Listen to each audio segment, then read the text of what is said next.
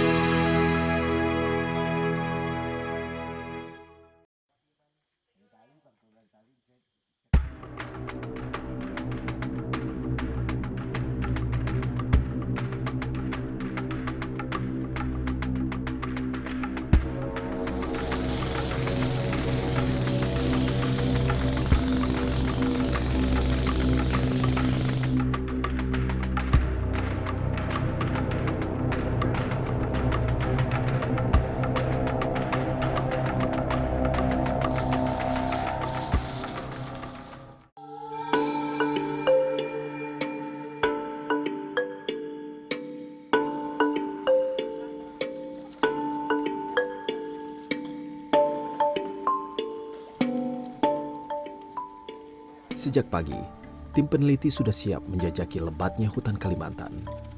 Tujuannya satu, melihat keadaan jejak kehidupan nenek moyang di Sangkulirang.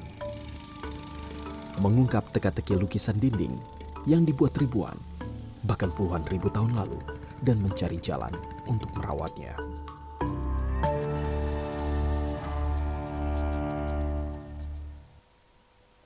Butuh waktu 3 jam untuk menempuh jarak sekitar 40 km dari desa Hambur Batu melalui sungai ini menuju ke Gunung Gergaji. Ini masih satu baris dengan pegunungan Kars Sangkulirang.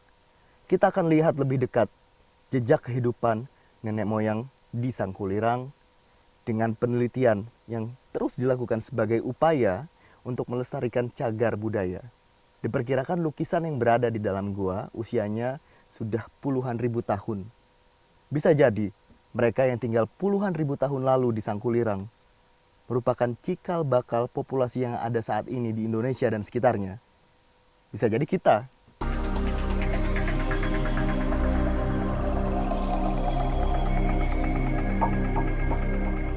Kita sedang berada di bagian utara bumi, dekat dengan ekuator. Bumi selalu berputar, cahaya matahari menyinari celah dedaunan.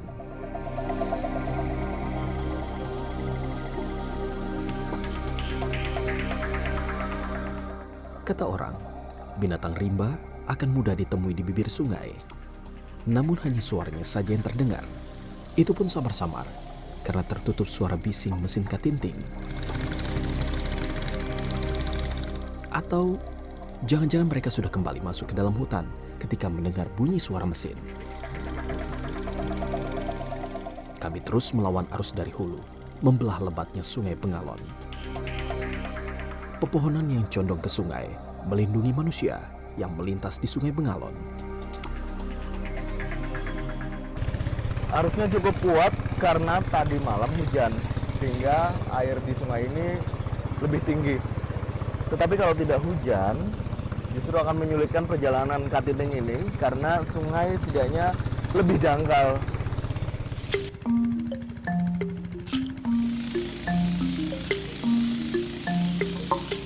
Kayu yang hanyut di sungai menjadi halang rintang perjalanan, apalagi jika berbentuk bongkahan, termasuk pohon tumbang, karena tanahnya berpasir dan mudah tergerus arus sungai.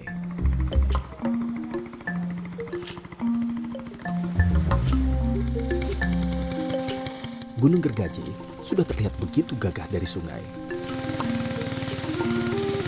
Disebut gergaji karena bentuknya menyerupai gerigi gergaji. Ini pertanda bahwa pos Tewet sudah semakin dekat.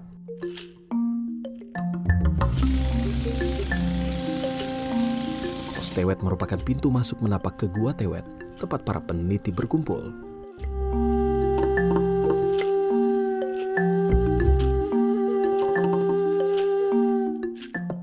Dahulu, masyarakat tidak mengetahui tentang nilai sejarah di balik Gunung Karts ini. Yang mereka tahu, di dalam gua adalah sarang burung walet yang kala itu harganya melejit. Orang sering ketemu karena orang di sini kan tempat peniduran mereka. Kalau sudah sore tidur dan kalau siang melanjutkan perjalanan. Kalau lukisan itu ya nggak ada arti apa-apa lah untuk masyarakat di sini dahulunya kan. Begitu penelitian masuk bahwa ini peninggalan prasejarah zaman dahulu orang purbakala gitu.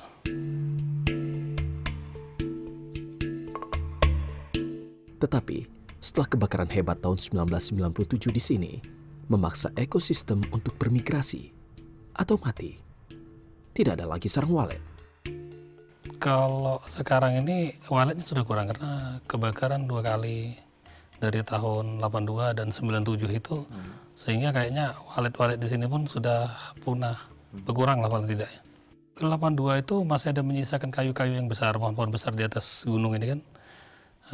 Setelah itu tahun 97 itu yang menghabiskan, sehingga gundul semua hutan, sehingga burung-burung pun mungkin ikut mati karena memang terbakarnya ganas waktu itu.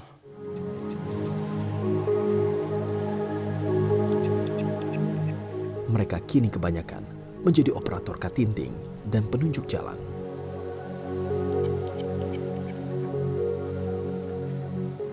Ekspedisi ini adalah bagian dari kegiatan penelitian tim penyelamatan situs gambar cadas yang digawangi Balai Pelestarian Cagar Budaya Kementerian Pendidikan dan Kebudayaan. Peneliti yang berasal dari ragam institusi ini bersama-sama menyusur kawasan Sangkulirang. Fokus penelitian kali ini tersebar di 4 titik. Tempat yang kami tuju adalah Gunung Gergaji. 3 penelitian lainnya bertempat di Batu Tutunambo, Batu Nyere, dan Batu Pengadan. Dalam delineasi yang dilakukan oleh Badan Pemeliharaan Cagar Budaya Samarinda, kawasan Karts ini tersebar di bagian timur Kalimantan. Banyak orang menyebutnya sebagai hidung Kalimantan.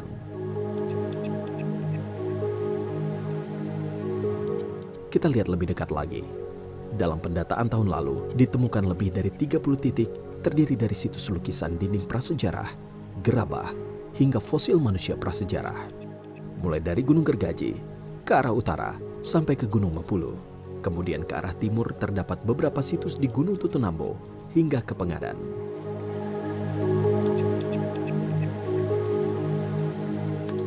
Kami akan menuju ke Gua Tewet. Jika dilihat dari atas, gugusan Karts kerucut ini begitu dekatnya dengan sungai. Tetapi jika ditelusuri langsung, medannya cukup berat. Hutannya begitu rapat, sampai-sampai sinar matahari enggan masuk. Padahal hampir 20 tahun lalu, habitat di sini habis karena kebakaran. Tanjakannya cukup terjal, sementara kami, manusia yang mencoba melompati bongkahan Karts, meyakinkan kembali kepada alam semesta bahwa kami punya niatan baik menuju Gua Tewet. Bukan melompat, namun merayap dengan tali yang disediakan tim peneliti. Bongkahan batu ini adalah sambutan ramah Gunung Gergaji. Semakin menanjak, kerapatan vegetasi mulai berkurang. Sesekali pohon berdiameter hampir 1 meter tumbang di lokasi antara jalan setapak dan jurang. 1 bongkahan lagi harus dilampaui. Orang-orang masih antri, tingginya sekitar 3 meter. Semakin dekat ke Gua Tewet, kemiringan jalur pendakian mendekati 60 derajat. Gua Tewet menyambut kedatangan tim peneliti dengan jalur 90 derajat. Penunjuk jalan dan aktivis lingkungan mempersiapkan tali temali agar kami semua bisa selamat sampai ke mulut gua di atas sana.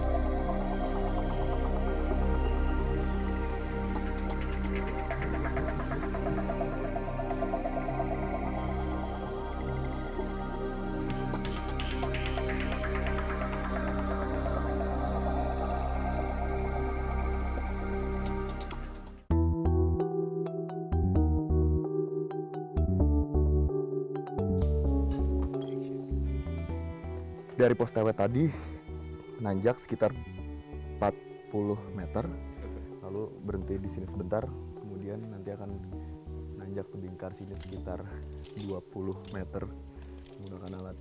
Jadi untuk melihat lebih dekat jejak manusia masa lampau, entah ribuan atau puluhan ribu tahun lalu, butuh bersusah payah dulu untuk naik ke atas. Tim peneliti bergantian memanjat tebing kars. Sebentar lagi, kita akan menyaksikan karya manusia prasejarah.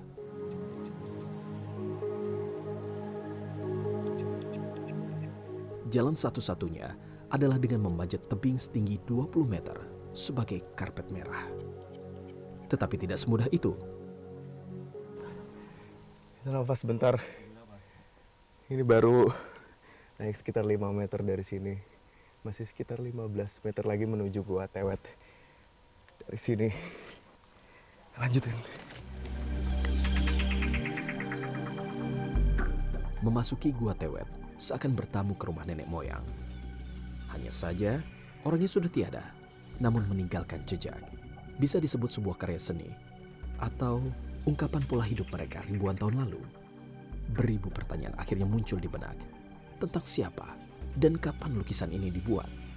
Akankah kelak anak cucu kita masih bisa melihat lukisan ini? Tim peneliti juga mengumpulkan data di dalam Gua Tewet untuk mengukur ancaman apa saja yang dapat merusak lukisan di dalam gua. Dari flora-flora dan fauna yang ada di lingkungan sekitar, dan juga tambahan dari intensitas cahaya matahari, suhu dan kelembapan udara di luar maupun di dalam gua itu sendiri. Itu kan semua kan saling berpengaruh terhadap keawetan dan keberadaan lukisan gua itu sendiri. Alam bisa menjaga kenangan terakhir nenek moyang kita. Alam pula bisa merusaknya dengan bantuan tangan manusia. Kebakaran hutan di sekitar Gua Tewet 1997 lalu juga berpengaruh pada eksistensi lukisan-lukisan ini. 1997 lalu, saat fenomena El Nino menyebabkan musibah kekeringan paling parah dalam 150 tahun terakhir, setidaknya 1.500.000 hektar hutan habis terbakar di Sumatera dan Kalimantan. Sementara hampir setengahnya, yakni 675.000 hektar, merupakan perkebunan. Hingga tahun 1999, 100.000 hektar hutan dataran tinggi hilang dan 3.100.000 hektar hutan dataran rendah musnah. Saya juga baru lihat ini pertama kalinya. Ada cetakan tangan, ada juga motif di dalam cetakan itu. Itu bisa disimpulkan sementara nggak? Ya, ini khas yang ada di Kalimantan. Jadi itu tidak pernah ditemukan di tempat lain selain di Kalimantan. Nah, Tewet ini mewakili bentuk-bentuk gambar tangan yang ada di Kalimantan. Ya. Nah, saya sudah mengidentifikasi di sini paling tidak ada 10 variasi dari tangan, dan ada garis-garis atau hiasan di dalam tangan itu sendiri.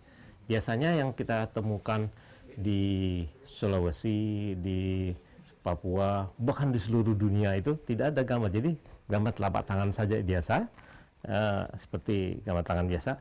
Tapi di sini ada, di dalam telapak tangan itu, di dalam telapak tangan ini itu ada isian-isian lagi di sininya.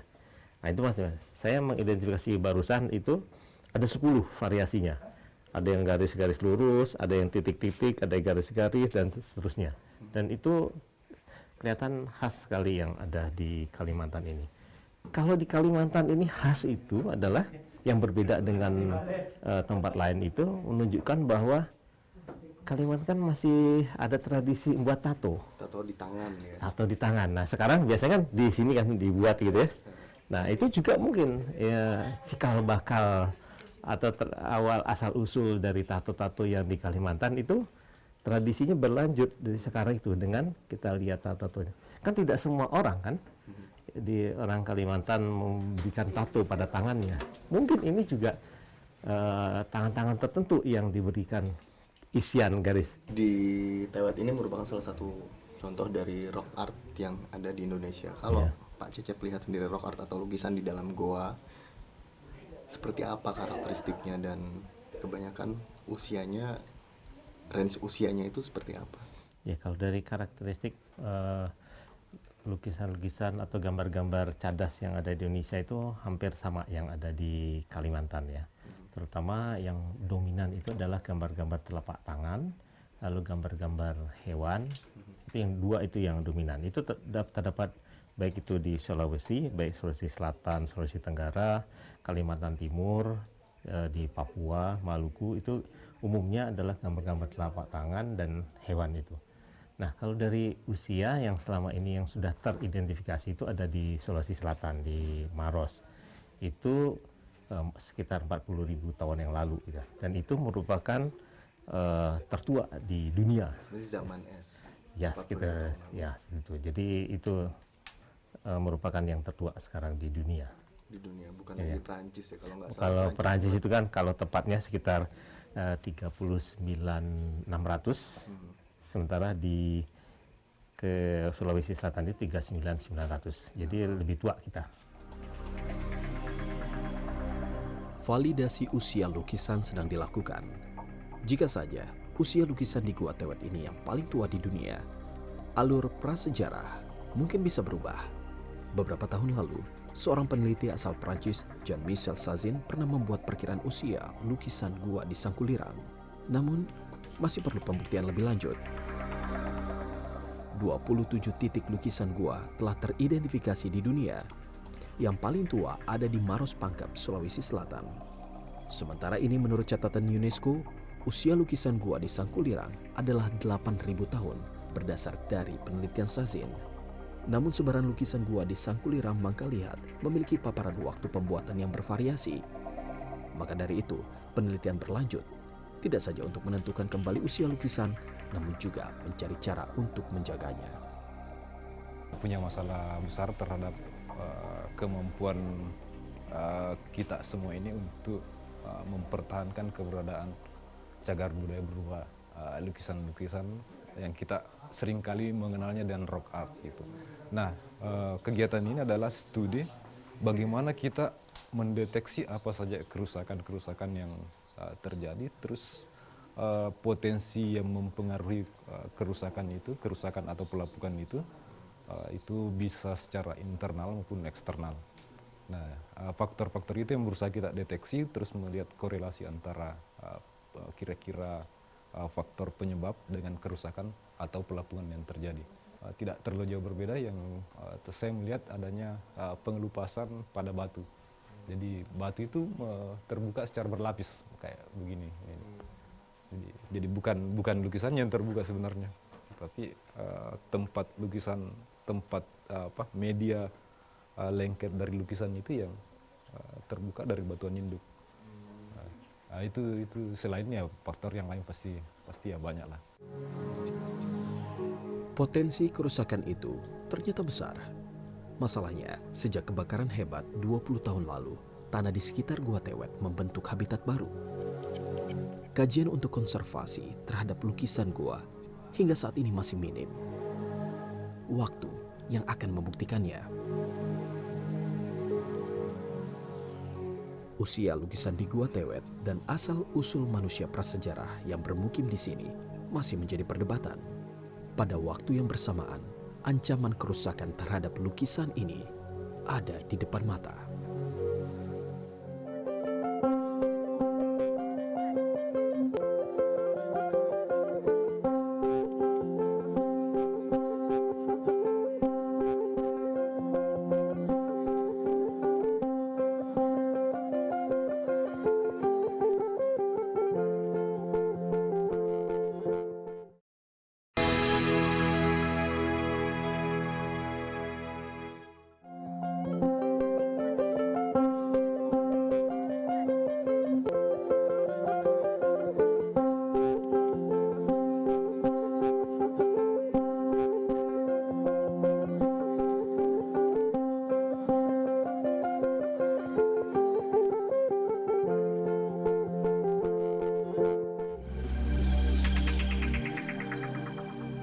Sekitar 200 gambar sedang diidentifikasi. Keunikan gambar di dinding gua adalah motif isian di dalam cap tangan. Motif ini bisa bermakna apapun karena sebagian cap tangan tidak bermotif. Ditambah dengan keterkaitan cap satu dengan lainnya, arkeolog masih mencari tahu. Dalam kurun waktu tertentu, di benua yang terpisah, tradisi melukis di dinding gua menyebar di seluruh dunia. Selain cap tangan, penggambaran hewan dan tumbuhan endemik di dinding menjelaskan bagaimana cara hidup nenek moyang kita puluhan ribu tahun lalu. Pak Cecep, kalau kita lihat di Prancis, di Indonesia sendiri, sampai ke Australia, Papua Nugini, Indonesia, ada kesamaan tadi cap tangan gitu kan. Apakah mungkin ada informasi ribuan atau bahkan puluhan ribu tahun lalu ketika orang-orang ini membuat cap tangan di dinding gua? Kalau kita lihat tadi mengacu kepada kronologi, kita tuh lebih tua dari Perancis. Ya, apakah itu migrasinya bukan dari Eropa ke Indonesia, Indonesia ke Eropa, kita juga belum tahu. Kita belum lihat bagaimana temuan-temuan di tempat lain. Tapi kalau dari alur migrasinya sudah kelihatan bahwa dari Kalimantan ini terus nanti ke arah timur, Sulawesi Selatan, ke Papua, Maluku, Papua, dan baru Papua Nugini. Karena itu juga didukung oleh penelitian bahasa. Nah, ada peneliti dari Belanda dan Jerman itu meneliti, di samping itu bahasa juga menentukan suku-suku bangsa yang ada di Kalimantan Timur, lalu ada yang di suku bangsa Bugis Makassar, dan juga yang ada di Papua Nugini, ada kosakata yang mirip, yang bisa diidentikan. Ini kata-kata yang mungkin alur nenek moyang yang sama. Di samping memang bentuk-bentuk gambar yang tuanya juga ada. Nah, mungkin itu juga menunjukkan adalah ini ada garisnya sendiri. Tapi memang kita belum melihat hubungan antara yang ada di Asia, Indonesia ini dengan yang ada di Eropa ya.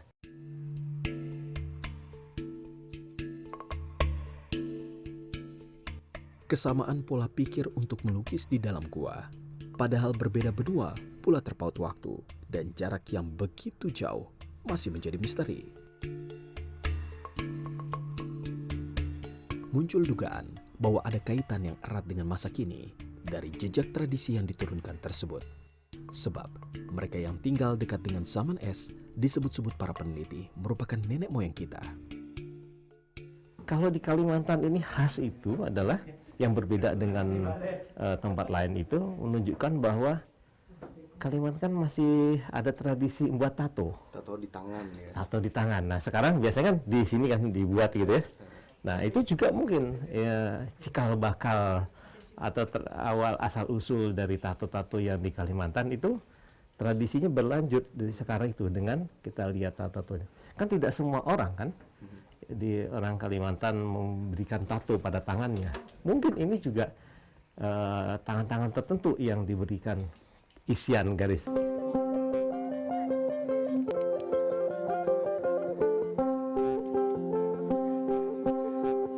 Arkeolog membutuhkan waktu untuk menjawab keterkaitan antara cap tangan bermotif dan tato yang ditorehkan di lengan masyarakat Dayak yang masih lestari hingga kini. Hipotesis ini bisa saja benar, yaitu lukisan cap tangan bermotif adalah penanda bahwa tradisi tato Dayak sudah ada sejak ribuan bahkan puluhan ribu tahun lalu. Sejauh ini, cap tangan bermotif peninggalan prasejarah hanya ada di Sangkulirang.